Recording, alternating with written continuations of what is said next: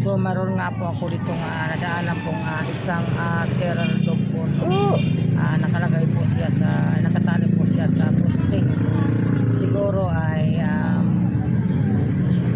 siguro nilabas para po siya hindi siya maburing.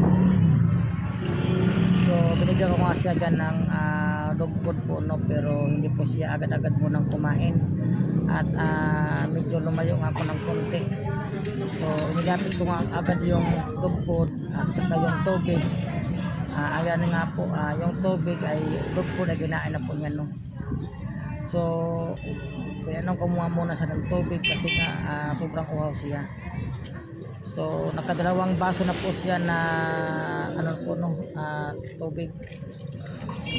So kumain naman po siya ng dog food. Hindi ko po alam kung kanino po itong aso. Nakita ko lang siya dito, nadaanan ko lang. Siguro nakalimutan siguro ng owner na yung kanya pong aso dito sa lugar. Siguro mayroong ginagawa siguro yung owner, kaya po siguro nakalimutan niyang kunin yung kanyang aso. So yan nga po, no, nakadalawang baso na po siyang tubig at saka nakakain na po siya ng dog food. So maraming salamat.